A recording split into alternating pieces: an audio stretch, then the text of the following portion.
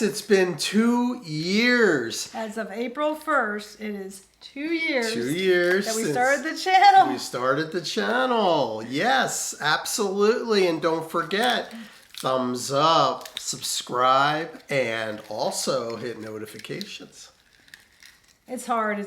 To believe it's been 2 years. It Yeah. just flew by. It just goes Right. fast. And me being me, I'm the deep thinker. I always like to analyze what have we gained, what have we learned in the past 2 years? How have we changed? Right, exactly. And you know, it's really helped us with technology, in learning technology a little bit more, using more of it. Also, we've learned...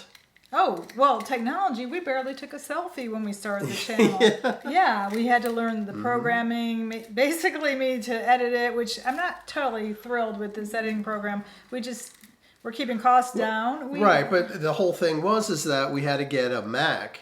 Yeah, we did. Computer, we had to learn the Mac computer. Apple Mac computer. So we had to learn that. That's totally different from Windows. We had Google Chrome, and so yeah, Mac was a totally different computer. And I know people think at our age we can't learn, which of course it is harder, more challenging to learn. Right. Our kids who work on computers all day love to say how much we don't know, but we weren't brought up on computers, so we're pretty proud of ourselves, aren't we? We sure are. I mean, we have come a long way in our technology learning, and it's helped. It's helped a great deal. Even when we were in college, we didn't even have computers. I had to learn, I think it was Fortran with the old cards, and struggled through that class. So we really didn't have computers. Even in graduate school, we just basically had word processing on our computer. We didn't have, certainly didn't have, like, you know, the search bars and the internet and smartphones. Right. With my jobs through the years, we've used, word processing and Lotus 123 and email. And it was definitely easy. It was a good time saver. And with Lotus 123 and Excel, you certainly had to learn how to do macros and do automatic calculations on spreadsheets. And so, you know, you learn a lot from that. But doing this channel took us into a whole new realm of computer learning. Well, we love to take pictures, and our lighting we're not 100% pleased with our lighting. We would like to improve that.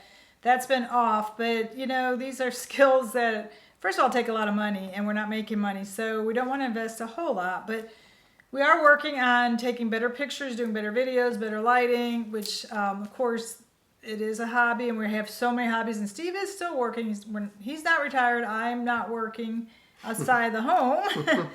So we are busy, but we wanted to say that technology has also encouraged us, because we have a YouTube channel. We watch a lot of other YouTube channels, and we've learned a lot from them, and we're learning what's going on in the world as it's so rapidly changing. We say that every time, that it's changed more in the last 5 or 10 years than it has in our entire life. That's right. And that is due to social media, YouTube, podcasts. Just on how things are transpiring. Just like in the past with the pandemic and how fast information spreads. I mean, whether it's true or not, how information... Whether it's true or not, right. I mean, you have to weigh everything that you hear or see on YouTube. Or on the internet, because a lot of it is not real, and so you really have to use a few different sources to be able to form your own opinions. You know, I want to say get the truth, but you have to form your own opinions. Well, like there's so many medical videos that say this is bad, this is bad. And the thing is, we don't even know if we could trust our own doctor, because they're getting cruises and things from prescribing pills. So we don't even know. We like to be on the least amount of medications possible because of side effects. So, and doctors seem like they want us on as many medications as possible. Right. That's the biggest thing with medication. Some people really need medication. Some people really need diet and exercise. And it's also changing your lifestyle. But doctors are very quick to put you on medication And if you think that the trips and all the kickbacks have gone away, that's not true. It's Well, pretty much bigger than it's ever been. the reason I am aware of all this is because I was an auditor for many years before our children were born, and we were not allowed to take anything as so much as a pen, or it's really because it would alter the audit report. So a doctor taking a lunch, which when we were there, we often see them bringing in lunches. So just that alone, that the pharmacy reps bring in lunches, alters your perspective. And you prescribed this pill. Years ago, we went to a expo for 50 and up, and there was a great pharmacist who said that doctors don't know that much about medications. They don't know about the interactions. If you really have any questions about medications, you need to ask the pharmacist. Because the doctor will prescribe things without really realizing how they're interacting, and they all interact. And some of them, if you are on so many, this one doctor, Dr. Dand, I believe, it's Dhand, he says, I think a lot of people are, over 65 are on 10 to 15 medications that interact.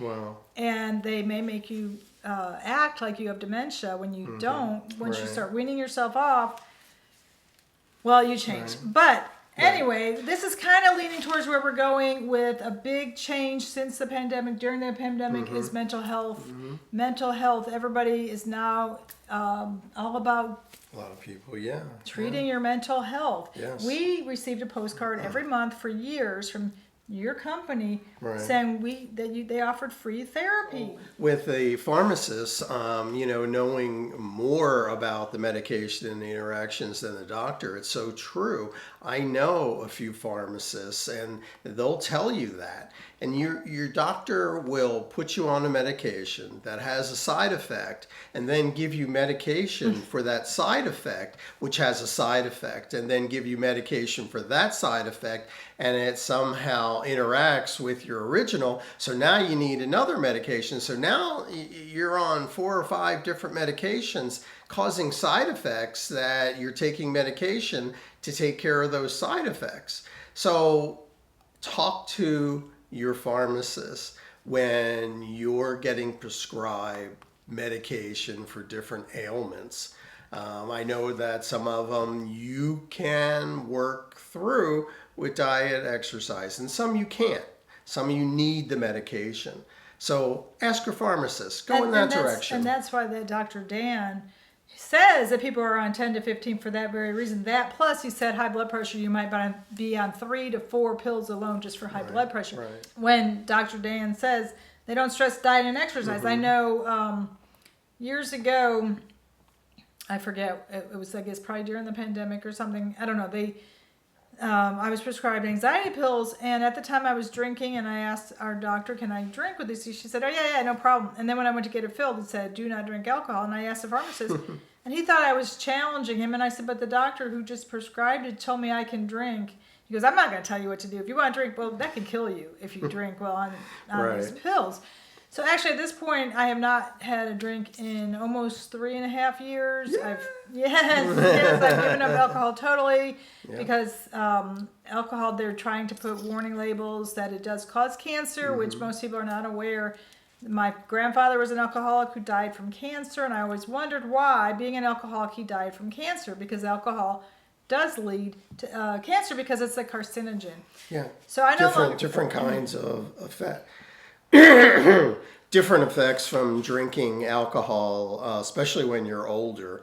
It messes with your brain and your thinking and your coordination. I don't know if it's just when you're older. It also eats up your stomach and your esophagus, and that can lead to where cancer cells can take hold and grow, and that is the problem.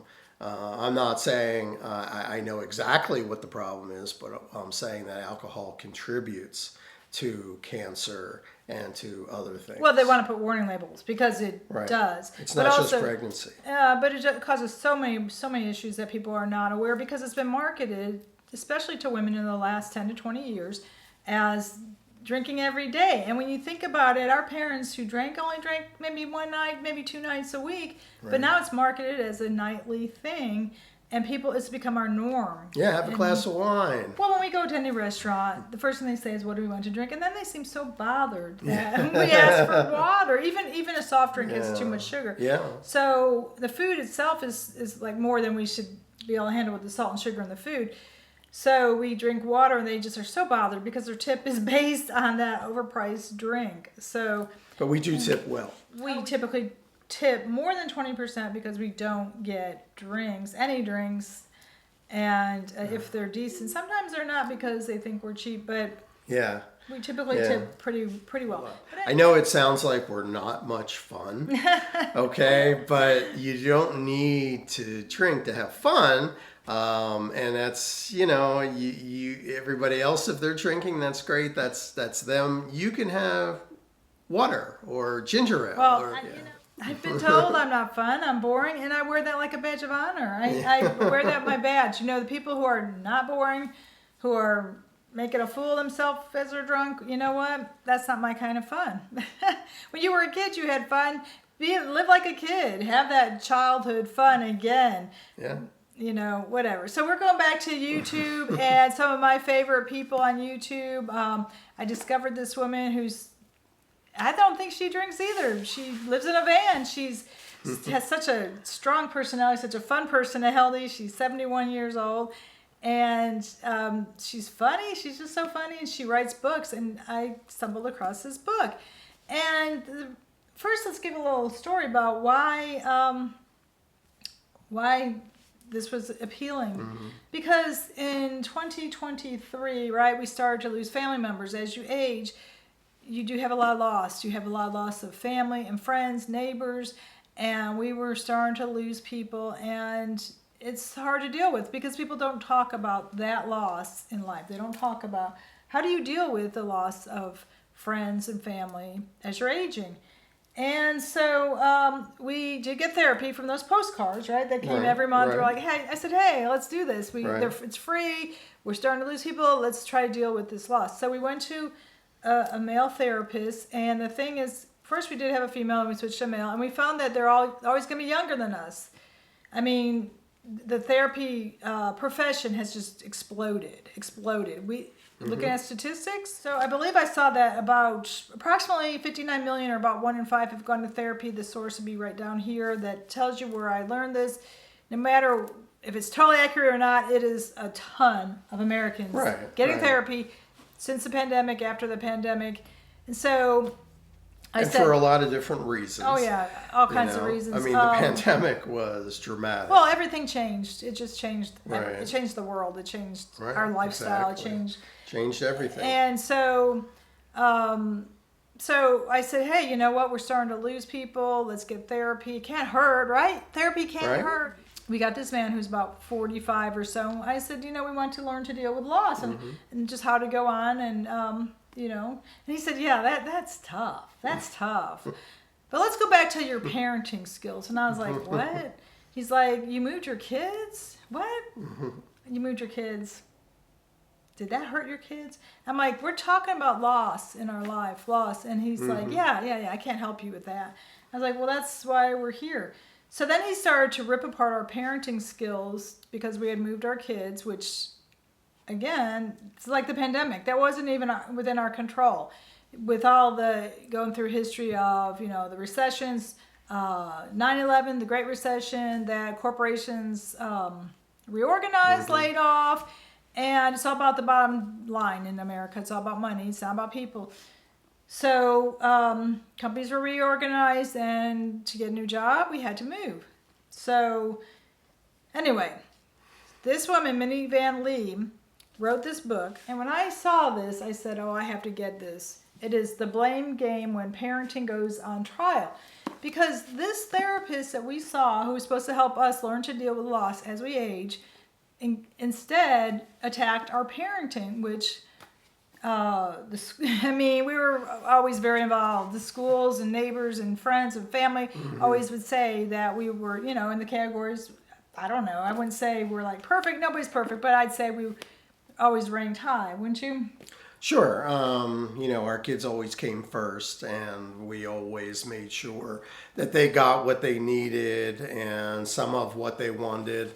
and always took care of them. And we traveled a lot, and they've seen a lot of different places and experienced a lot of different experiences and cultures. And we did move a lot, that's for sure. But in order to keep our lifestyle and keep our kids, well, health insurance, and health insurance, and an income, and yeah, you either moved or you don't, and you end up, not at a place where you want to be. So it was definitely necessary. So, our kids were finalists in the Geography Bee from their exposure to different cultures and areas. They had so many opportunities. They both have thriving careers now. They graduate college, have great careers. Our son is married, has a son, and our daughter lives with our son and daughter-in-law. Okay, so this book, Lee, like I said, Lee is 71, and she interviews parents, which may not have been intentionally. Maybe she didn't plan on writing this book. She just, because she's traveling, I think, through Arizona and California. I think those are the two states she mentioned. She's also been to Ohio. She's in Arizona a lot in the winter. And so she talks to parents. Most of them are older than us. They're mostly 70s, some 80s, maybe late 60s. But they all had a common theme that when their kids hit 35, their kids who are successful, their kids who have a mortgage, a wife, a husband, kids of their own, they're successful. They've gotten everything that was like our goals was to get our goals of our age group, right, was to get our kids through college, right, get them to support themselves, not live in our basement playing video games, but support themselves and perhaps have their own family, be as happy as we've been in our marriage. Yeah, exactly. Now, there's nothing wrong with living in the basement and playing video games, okay? If that's what you so choose. If you can pay your bills, right, if your parents aren't paying your bills, there's nothing wrong with that. Yeah, if you can pay your as a bills. parent, your job as a parent is to get your kids to be self-sufficient, to pay to move out. You're not going to live forever. You can't pay their bills forever. Right. And of course, we know that marriages have changed today. It's not the traditional husband, wife, and kids. That it's family has been redefined. Right, exactly. So we're not saying that, but what we grew up with, that was what we grew up with. Right, that it was different. It was generational difference.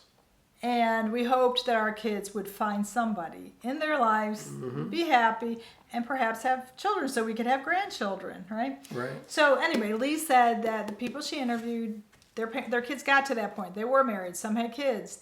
But she found when they turned 35, they had almost a midlife crisis, which is a little, I think, young, 35 to 45. Isn't midlife crisis? Wasn't it usually? It's like 40, 45. I thought in your generation it's more like 50 when they buy a sports car and divorce their wife. Could be. I don't know. But anyway, so they're having it a little bit younger, and they're going to therapy. And the therapist is blaming the parents for any confusion these adult kids have. Even though they're successful, have what was told to us is what you want in life: a house, a spouse, children, just a job, be happy, be able to pay your bills, travel. Right.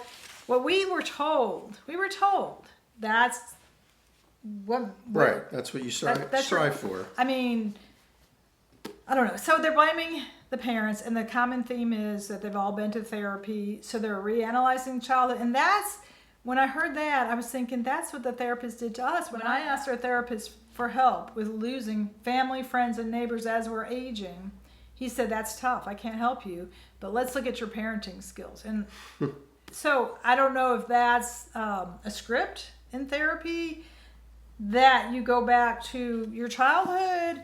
Because, I mean, now I watch so many videos now on YouTube, and they talk about childhood trauma, and to me, okay, I think it's a little extreme. But here's another book that I stumbled across on YouTube, Bad Therapy, When Kids Aren't Growing Up, Abigail Shrier. Now, I really love her, and I want to say when I love an author, I'm not 100% for anyone. I'm not black and white. There are some ideas she has that I don't totally agree with, just like with this one. There's nothing I agree with 100%. But I do see some common themes. Abigail Shrier says how kids are the most therapied kids who have had the most therapy ever in the history of time, yet they're more anxious and depressed and have more issues. And so she was saying that perhaps therapy can hurt. Just like some medical testing that I've had. They've always liked to give us a lot of medical testing. It actually hurts. It exposes me to radiation. and some can actually kill you. Some of the testing. So Abigail Schreier says that actually therapy can hurt you. So you have to question therapy. Therapy, I'm sure, helps some people. But what is the goal? What is the goal of therapy? You would think that the goal of therapy would be to work out your issues, your challenges, and to be a better person from it. That would be my thought. Everybody has, of course, their own thoughts. But what is the goal of therapy? Well, our nephew is married to a woman who is in school to become a therapist, and I have tried to talk to her about some of these issues. She's very young, and so I think one thing that concerned us is that therapists are so young, so they don't have all those life experiences. So when we were growing up, we always went to elders. We went to our parents, people who are older who experienced it. We asked them, "What would you do?" And they would give us they would give us the whole picture. The whole picture, not just okay, let's look at your childhood. How come therapists aren't looking at the pandemic, inflation, the political divide, that just changed, the change in everything, that things are unaffordable, that the homeless problem. I mean, why is it all pinned on your parents? Right, exactly. I think that's because it's the easiest place to place blame. Okay, and therapists can be good because you want somebody who's unbiased, and you want somebody who unbiased but also knowledgeable, has had a lot of experiences. So being a young therapist out there, you really haven't experienced the world. You've had book learning, and that's great as one-sided, but having actual experiences in life really makes a difference. So you do want an unbiased point of view, but if it's going to be one-sided, then is that really going to help you? Well, I know I graduated college at 21. I was a top achiever, graduated with honors. I thought I knew everything. I traveled around as an auditor, and I was very cocky and thought I knew everything. Then I went to graduate school and still thought I was so smart. My father, who's from that generation, the silent generation, told me as we drove home from my graduation, don't think that you are special.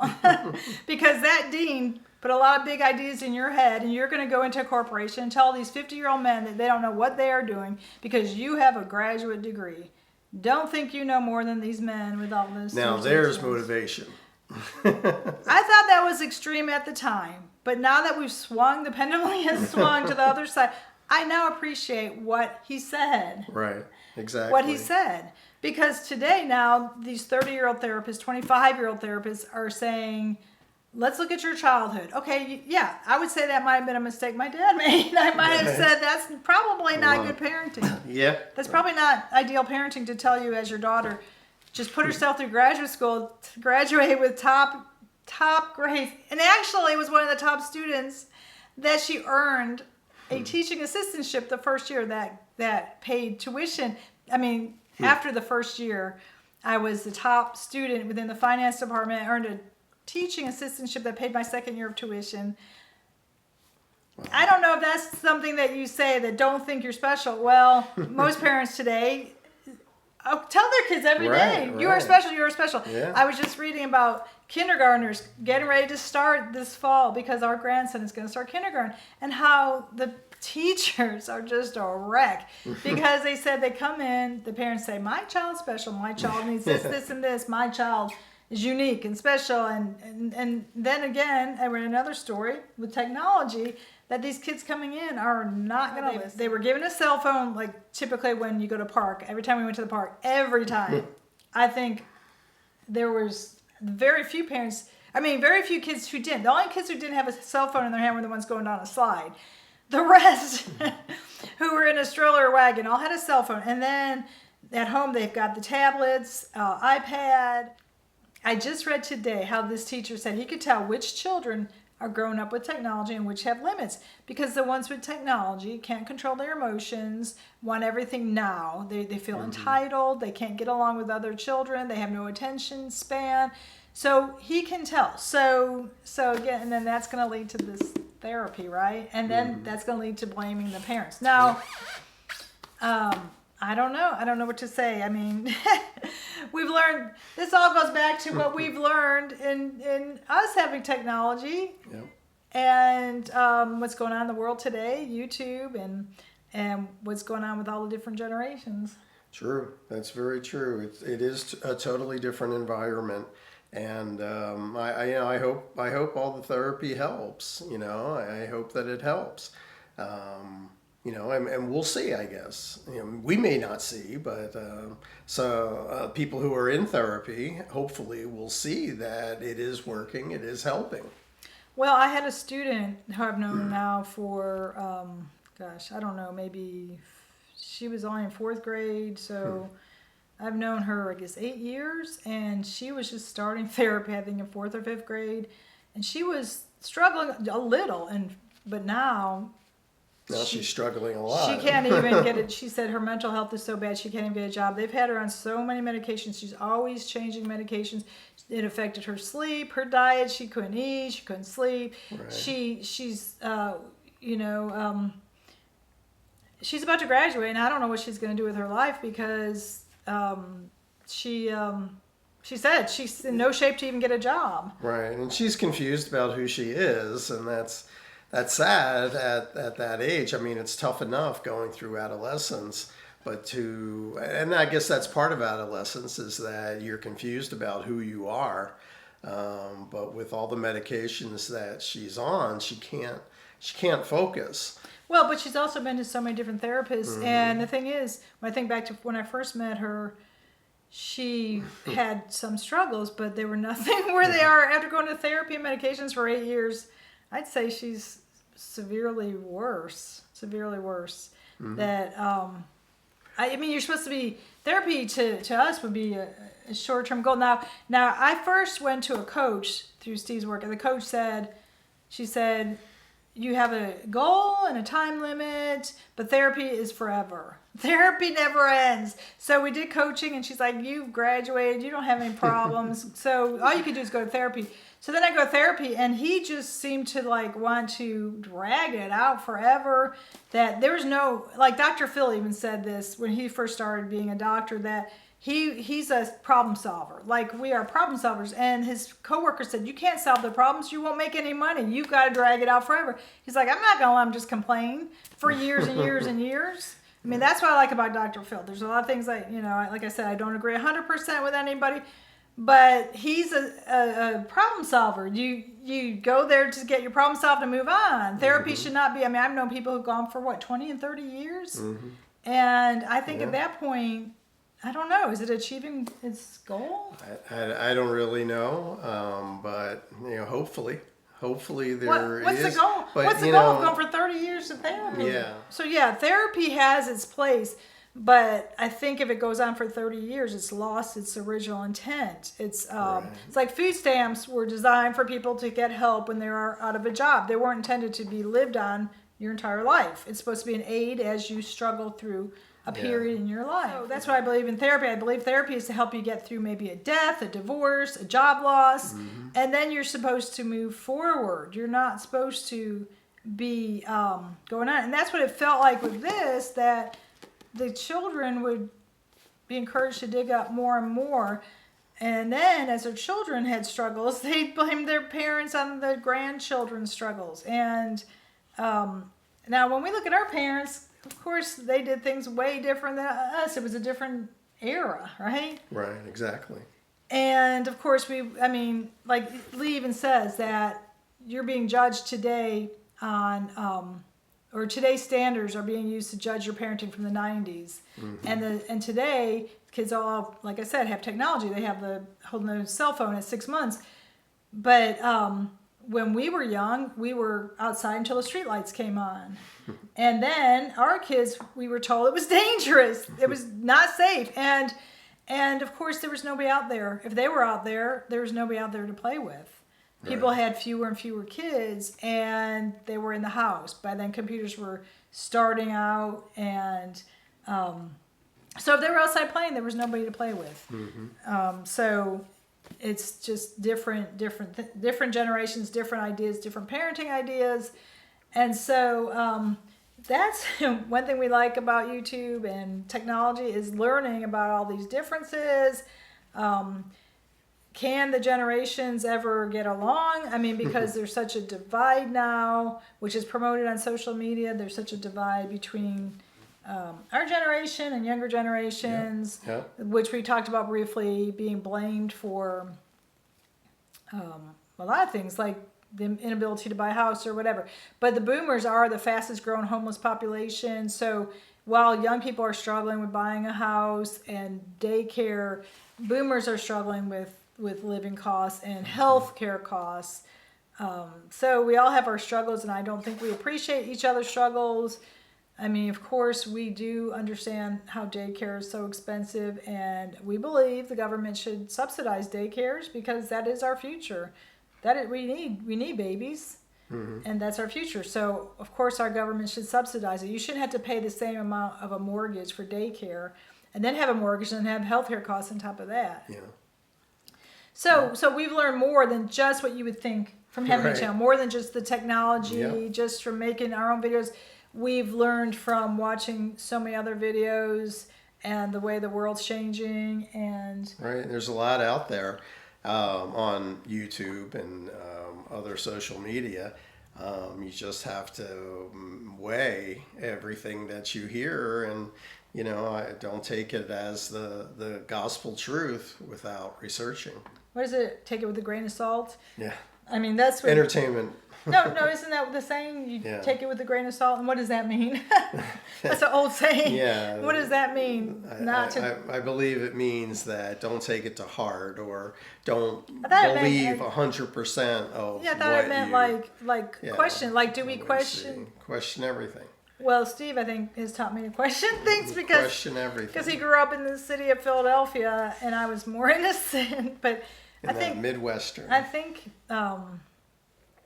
Steve's taught me to question more things. I don't know. Maybe it was from auditing, because I learned so much different perspective from being an auditor. I don't know why, or from moving around, or from seeing people lie or not telling the truth. I don't know why.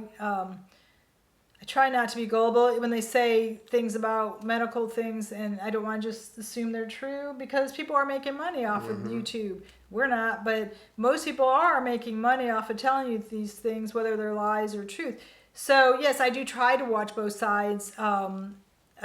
During the election, I watched both sides of every debate or campaign stop. I watched both sides. I didn't just believe one side say the other side was doing this. I watched both sides, and I didn't agree 100% with either side. But you do have to choose a side, I guess. It's nothing's black and white. What I'm saying is, I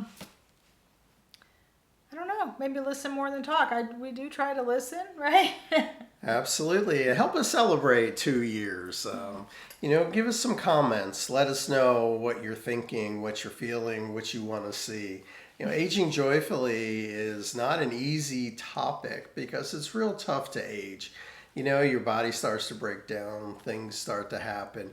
And the biggest thing that we've learned is that you've got to be healthy. You got to eat right. You got to exercise.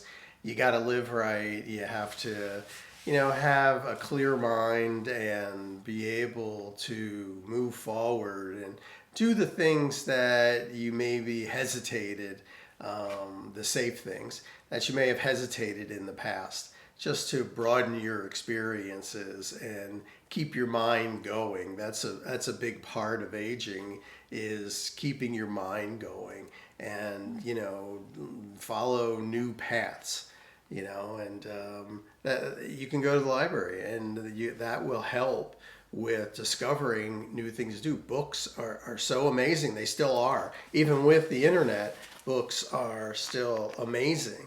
And you can find a new path to follow in learning, and that makes a big difference. I think being less judgmental, trying to understand the other side, which is what in watching these YouTube videos and reading all these books, I think we're trying to understand the other side, trying to forge a path where we all get along.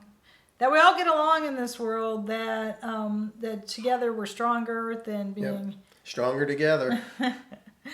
Synergy, like the company I worked for would say. Teamwork. Synergy. Somebody has the answer. You just have to find who has that answer. Who has it? Who has the answer?